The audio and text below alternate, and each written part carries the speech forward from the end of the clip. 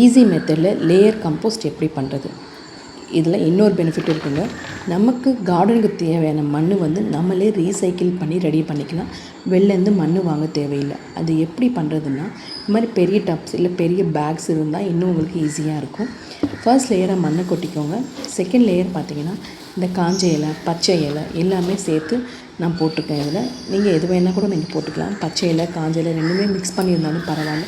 நம்ம கார்டனில் வேஸ்டேஜ் இல்லாமல் எல்லாமே நமக்கு கம்போஸ்ட்டுக்கு யூஸ் ஆகுங்க.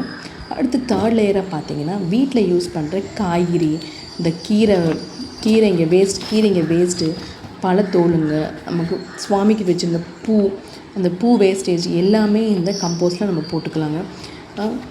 எதுவுமே நமக்கு வேஸ்டேஜ் எதுவுமே கிடையாது. இந்த கார்டன் வச்சவங்களுக்கு எல்லாருக்குமே அது தெரியும். நம்ம கம்போஸ்ட் வீட்லேயே நீட்டாக ரெடி பண்ணோன்னா நம்ம செடிங்களுக்கும் ஆரோக்கியமாக நம்ம அதை கொடுக்கலாம். அண்ட் ஃபோர்த் லேயராக பார்த்தீங்கன்னா காஞ்ச இலைங்க. இந்த காஞ்ச இலையை நம்ம ஏன் போடுறோம்னா, இந்த காய்கறி தோடு எல்லாமே ரொம்ப மக்கதுன்னு தண்ணி வர ஆரம்பிக்கும். அது நிறைய தண்ணி வெளில வராமல் ஸ்மெல் வராமல் இருக்கிறது தான் இந்த காஞ்ச இலை போடுறது. இந்த ஃபிஃப்த் லேயராக நம்ம மேலே மண்ணை போட்டு க்ளோஸ் பண்ணிடும்.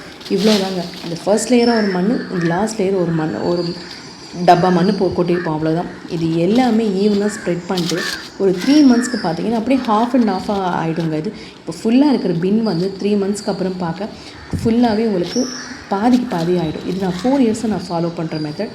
உங்களுக்கு பிடிச்சிருந்தா